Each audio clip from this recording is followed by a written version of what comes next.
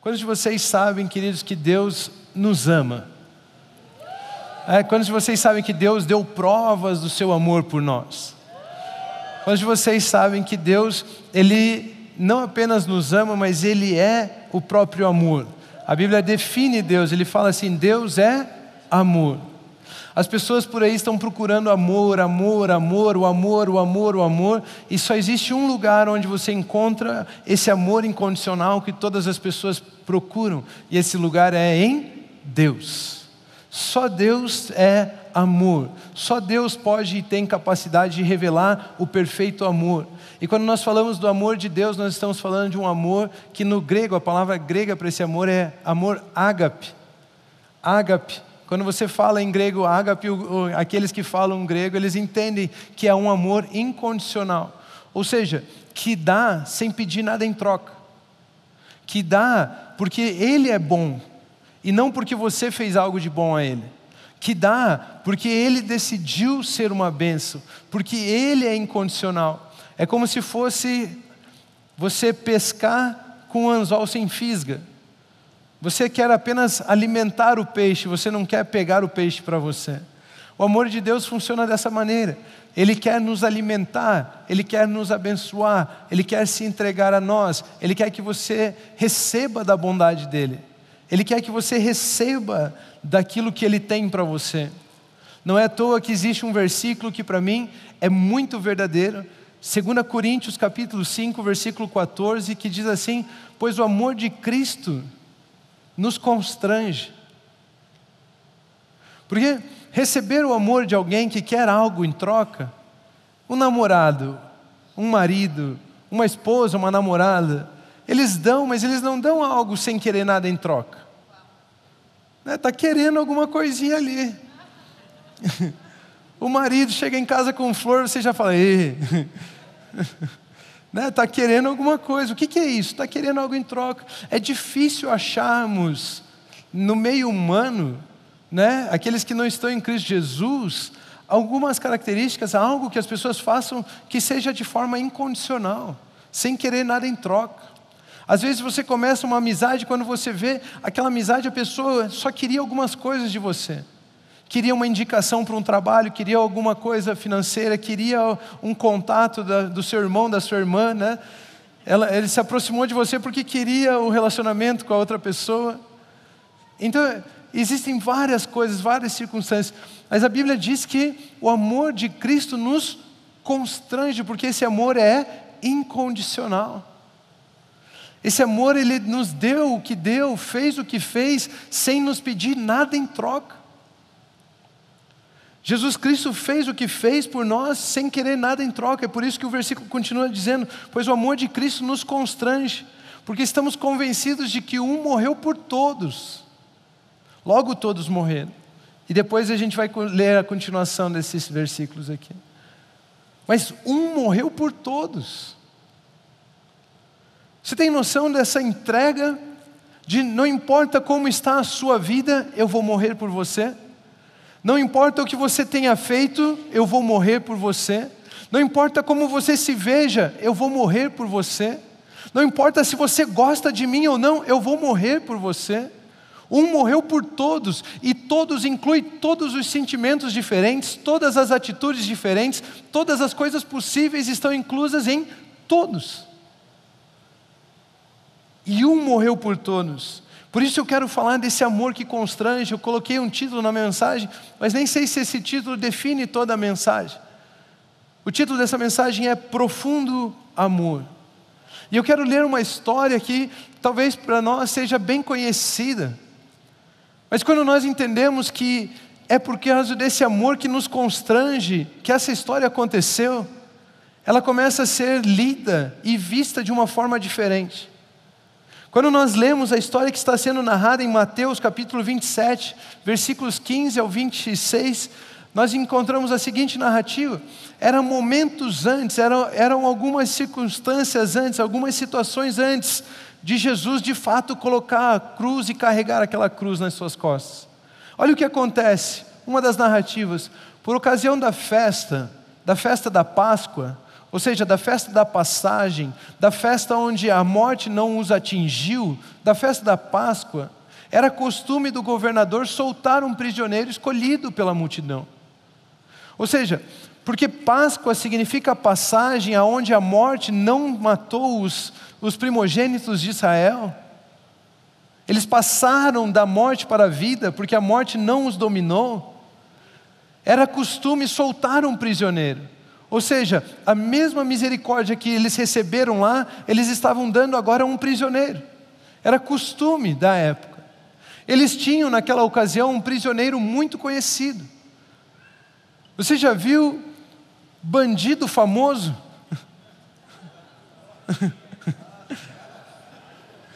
Eu não me responsabilizo pelo nome que você pensou. Mas bandido famoso, olha ali, já existia isso, um prisioneiro muito conhecido, chamado Barrabás. Pilatos perguntou à multidão que ali se havia reunido: qual destes vocês querem que eu lhes solte? Barrabás ou Jesus, chamado Cristo? Qual destes vocês querem que eu libere? Eu tenho aqui 2 prisioneiros. Barrabás, que é um criminoso conhecido por todos. Ou seja, todos sabem dos homicídios que ele cometeu. Todos sabem do grupo criminoso que ele lidera. Todos sabem de todas as coisas que ele fez. Vocês querem soltar Barrabás ou vocês querem soltar Jesus, também chamado Cristo? Porque sabia que haviam entregado por inveja, sabiam que haviam entregado Jesus por inveja. Estando Pilatos sentado no tribunal, sua mulher lhe enviou esta mensagem: não se envolva com este inocente. Ou seja, Jesus já estava declarado inocente, e nós sabíamos que ele estava ali única e exclusivamente porque o haviam entregado a ele por inveja. Mas ele era considerado inocente. Nós tínhamos um criminoso muito conhecido e um inocente. Qual destes vocês querem que lhe solte? Sua mulher lhe havia enviado essa mensagem: não se envolva com este inocente, porque hoje em sonho sofri muito por causa dele. Mas os chefes dos sacerdotes e os líderes religiosos convenceram a multidão a que pedisse Barrabás e mandasse executar Jesus. Então perguntou o governador: qual dos 2 vocês querem que eu lhe solte? Responderam eles: Barrabás. Qual dessas opções vocês escolhem? Nós escolhemos Barrabás. Nós escolhemos o assassino. Nós escolhemos o criminoso. Nós escolhemos Barrabás. Perguntou Pilato: que faremos então com Jesus, chamado o Cristo, chamado o Messias, chamado o ungido de Deus? Todos responderam: crucificam. Crucificam. Por quê? Que crime ele cometeu? Pilatos não entendia. Por que vocês querem matar o Cristo? Que crime ele cometeu? Perguntou Pilatos. Mas eles gritavam ainda mais: crucificam. Crucificam. Quando Pilatos percebeu que não estava obtendo nenhum resultado, mas ao contrário, estava se iniciando um tumulto, mandou trazer água, lavou as mãos diante da multidão e disse: eu estou inocente do sangue deste homem, a responsabilidade é de vocês. Todo o povo respondeu: que o sangue dele caia sobre nós e sobre os nossos filhos. Então Pilatos soltou-lhes Barrabás, mandou açoitar Jesus e o entregou para ser crucificado. E o entregou para ser crucificado. Essa é uma narrativa, é algo que aconteceu minutos antes, horas antes da morte do nosso Senhor Jesus Cristo. Ele estava diante da multidão e Pilatos, o juiz da época, aquele que tinha autoridade para soltá-lo, estava perguntando: a quem vocês escolhem? O criminoso? Aquele que não tem valor aos olhos, aquele que, se hoje eu e você parássemos para pensar, nenhum de nós escolheria.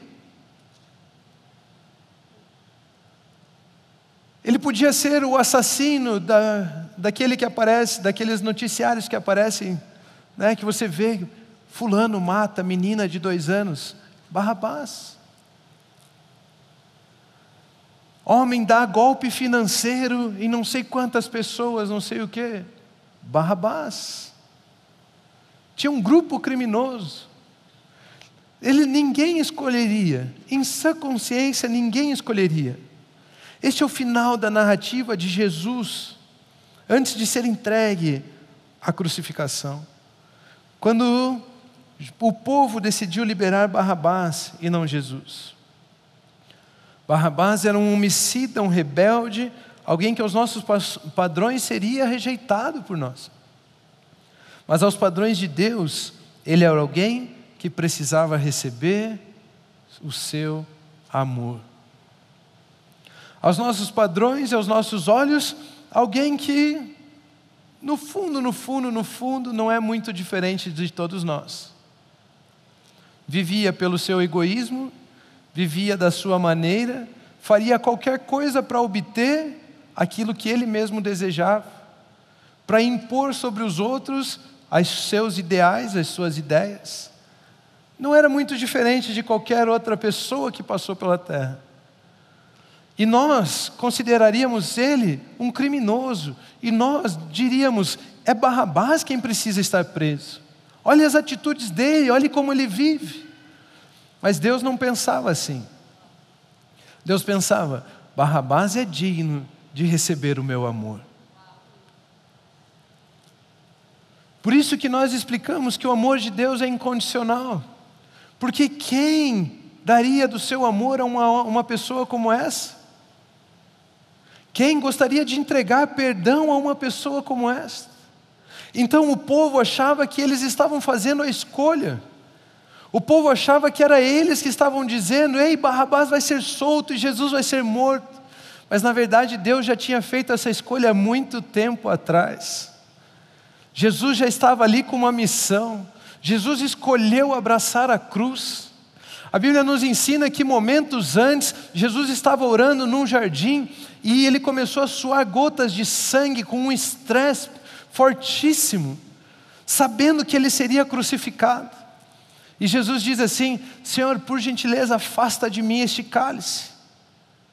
Qual cálice? De carregar a cruz? Não, de morrer antes de poder abraçar a cruz. Jesus não queria morrer naquele jardim, por isso ele fala, afasta de mim este cálice.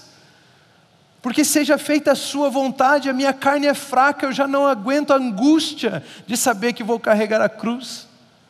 Mas afasta de mim esse cálice para que seja feita a sua vontade, porque a vontade do Pai é que Jesus substituísse Barrabás naquele dia. A vontade de Deus era que Jesus carregasse a cruz que havia sido feita para Barrabás. Quando você lê a história, os historiadores dizem que Pilatos e toda a sua equipe tinham certeza que Barrabás seria executado naquele dia. Por isso eles já tinham fabricado a cruz para Barrabás. Pilatos não entendia, você vê no diálogo, como assim vocês querem soltar Barrabás e prender? O que eu faço com o Cristo? Vocês querem matar? Vocês querem matar esse inocente? Então eles já haviam feito uma cruz para Barrabás. E a história diz que essa cruz era maior do que Jesus. Barrabás, ele era um homem maior do que Jesus. Barrabás carregava um peso a mais do que Jesus. Barrabás simboliza toda a humanidade, que carregava o peso e a culpa do pecado sobre si.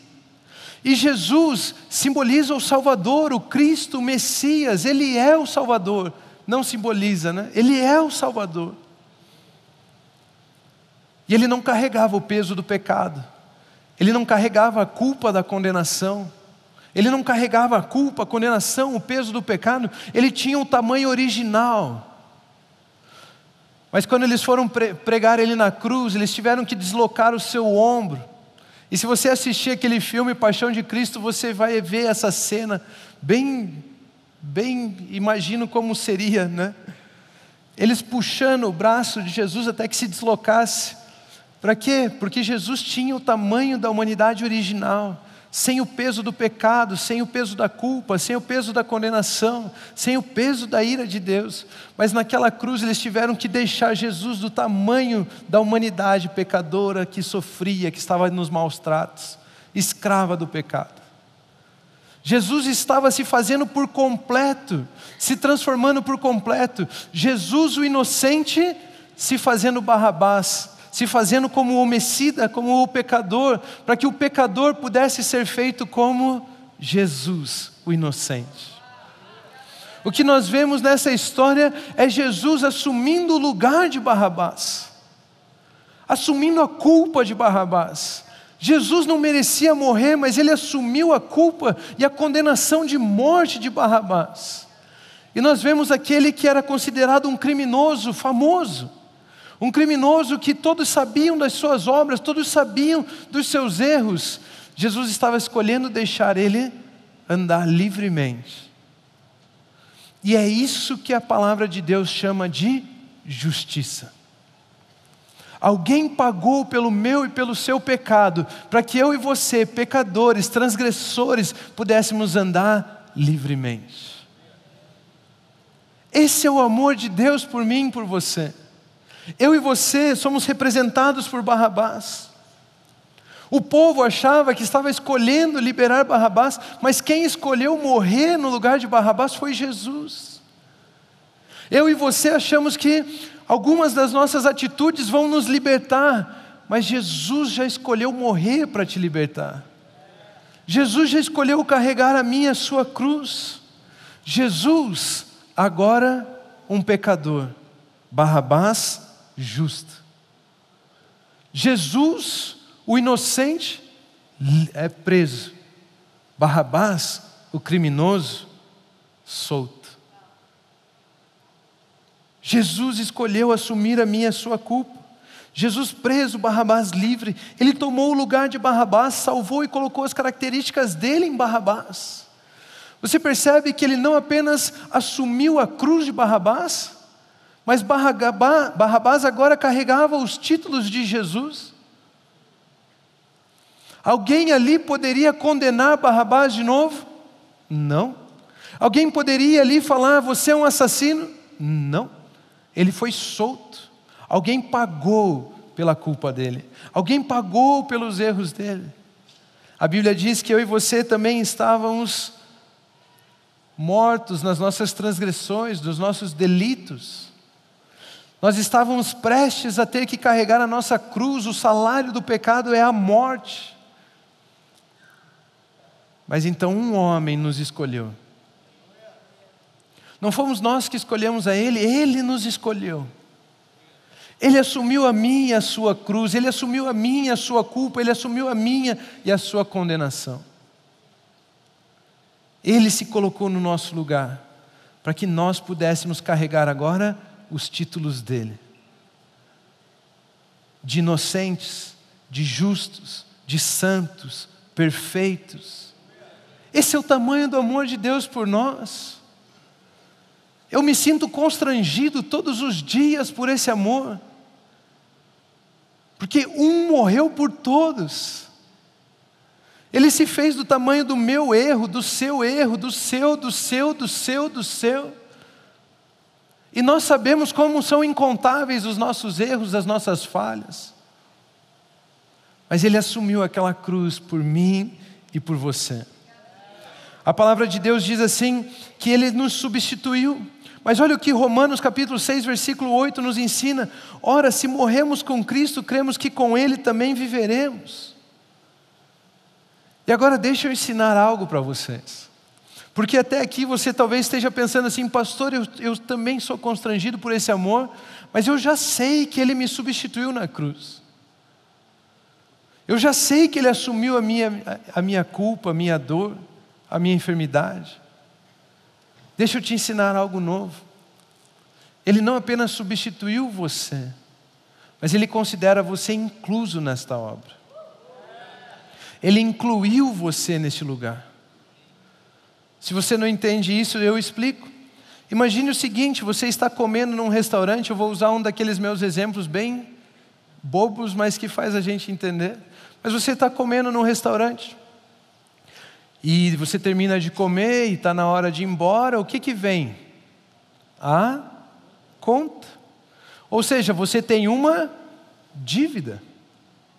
Você tem uma dívida para com o restaurante. Você fez algo e agora você está devendo para o restaurante. Imagine lá que você saiu com seu namorado, com sua namorada, e agora a conta do restaurante chega lá, você olha, R$ 2.500. Não vi nenhum lambano. Vocês são tudo mesquinho. Vocês querem... Generoso, nem com a namorada, nem com o namorado nós queremos ser generosos. R$ 2.500.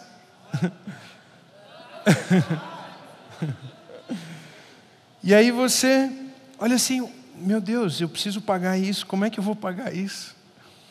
De repente, entra o seu líder de grupo familiar no restaurante e vê você lá. E ele fala assim, eu vou pagar a conta daquele casal.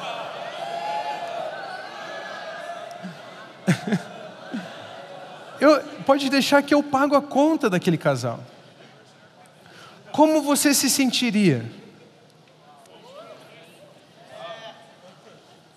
Substituído ou incluso?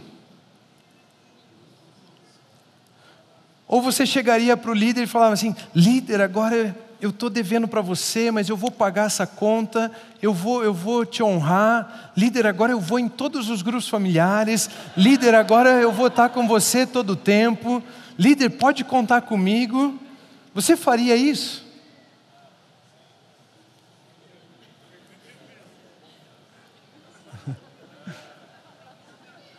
Eu acho que você iria lá agradecer e querer falar assim, agora eu estou devendo para você, líder. Pode contar comigo. Não seria o mais comum? E aí o líder ia falar, não, eu paguei. Você não precisa me pagar mais. Ou seja, você foi incluso nesse pagamento. Ninguém deve mais nada para ninguém. Jesus, quando assumiu a nossa dívida, Ele não está te cobrando agora de volta. Se um morreu, todos morreram. Percebe? Se um morreu, todos morreram. Ou seja, naquele dia Barrabás também havia morrido para a vida de homicida, para a vida de criminoso, para a vida de dívidas. Ele também havia morrido para deixar tudo aquilo para trás e sair dali andando na inocência de Jesus Cristo. Ele não apenas nos substituiu, mas Ele nos incluiu na sua morte. E Barrabás naquele dia morreu para deixar o seu passado para trás e viver em novidade de vida. Quando nós entendemos que Jesus nos substituiu, de fato, uma coisa que aconteceu e Ele substituiu, mas nós pensamos, agora somos eternamente devedores a Jesus. Mas Jesus não está cobrando ninguém. Porque o amor de Jesus, de Cristo, nos constrange, Ele é incondicional. Eu não paguei para você se tornar o meu escravo agora. Eu não paguei para você dever para mim agora. Não é que nem o líder de grupo familiar que fala, agora eu quero te ver em todos os grupos, viu? Não. Ele morreu para que você pudesse sair andando em novidade de vida. Livre, perfeito, justo. Esse é o amor de Cristo por mim e por você. A graça não apenas nos tirou da posição de condenação, mas nos incluiu na vida perfeita de Cristo. E eu e você precisamos começar a entender isso. Nós não apenas fomos substituídos por Jesus na cruz, nós estávamos morrendo juntamente com Ele. Nós estávamos pagando juntamente com Ele, para que a partir do momento em que recebemos Cristo nas nossas vidas, nós possamos sair dali andando em novidade de vida. Sair dali andando com as características de Jesus, deixando as coisas que nos prendiam e que nos levaram à dívida totalmente para trás. Isso significa que você pode viver livre, livre da sua mentira, livre do seu vício, livre das suas próprias ideias, livre do pecado, livre da sua angústia, livre das suas dores, livre das enfermidades, livre inclusive de você mesmo. Você pode viver livre agora, na liberdade de Cristo Jesus. E é por isso que 2 Coríntios 5:14 diz assim, do 14 ao 21, pois o amor de Cristo nos constrange. O amor de Cristo nos constrange. Porque Ele não apenas me substituiu, Ele me incluiu e Ele colocou as características dEle em nós. Porque estamos convencidos de que um morreu por todos, logo, todos morreram. E Ele morreu por todos para que aqueles que vivem já não vivam mais para si mesmos, mas para aquele que por eles morreu e ressuscitou. De modo que de agora em diante a ninguém mais consideramos do ponto de vista humano. Ainda que antes tenhamos considerado Cristo desta forma, agora já não o consideramos assim. Portanto, se alguém está em Cristo, se alguém morreu e vive com Cristo, se alguém morreu para as coisas do passado e vive na novidade de vida de Cristo, se alguém está em Cristo, é nova criação. As coisas antigas já passaram, eis que surgiram coisas novas. Só existe um jeito de você ver uma nova vida. Só existe um jeito de você viver dias diferentes. Se você depositar a sua vida em Cristo. É em Cristo que você morre para o passado, é em Cristo que você nasce para uma nova vida. É em Cristo. As coisas velhas já passaram, eis que surgiram coisas novas. Tudo isso provém de Deus. Me diz uma coisa, o que você fez para ser salvo por Jesus? É amor incondicional. O que você pode dar para Deus para que Ele te salve? Nada, é amor incondicional. Tudo isso provém de Deus. É Ele que deu o seu Filho, é Ele que escolheu morrer na cruz, é Ele que escolheu nos substituir, é Ele que escolheu pagar a conta, é Ele que escolheu nos incluir, foi Ele quem escolheu você. Foi Ele que decidiu te amar. Tudo isso provém de Deus que nos reconciliou consigo mesmo por meio de Cristo e nos deu o ministério da reconciliação. Ou seja, que Deus em Cristo estava reconciliando consigo o mundo, não levando em conta os pecados dos homens, e nos confiou a mensagem da reconciliação. Deus, Ele não está olhando aquilo que você faz de bom ou ruim. Deus, Ele não está de olho nas suas atitudes, nas suas obras, naquilo que você pode oferecer. Deus não quer nada de você. Deus não quer nada de você.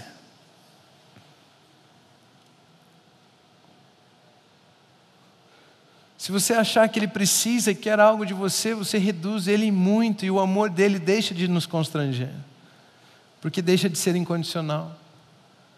Portanto, somos embaixadores de Cristo, como se Deus estivesse fazendo o seu apelo por nosso intermédio. Por amor a Cristo, lhes suplicamos, reconciliem-se com Deus. Por amor a Cristo, eu suplico a vocês, reconciliem-se com Deus. Entregue a sua vida a Jesus. Viva a liberdade que só existe em Cristo Jesus. Entregue a sua vida para o perdão dos seus pecados, para deixar o seu pecado para trás, para deixar o seu passado para trás, para deixar as suas incertezas para trás, as suas dores. Entregue-se a Jesus, reconciliem-se com Deus, porque em Deus nós encontramos a verdadeira vida. E só existe um caminho até Deus, é nos vermos mortos com Cristo. O caminho chama-se Jesus Cristo. Reconcilie-se com Deus. Receba hoje o perdão do seu pecado. Receba hoje uma nova vida. Não deixe esse dia passar. Não vá dormir mais um dia como um criminoso. Não vá mais um dia dormir como se tivesse dívida. Receba Jesus na sua vida.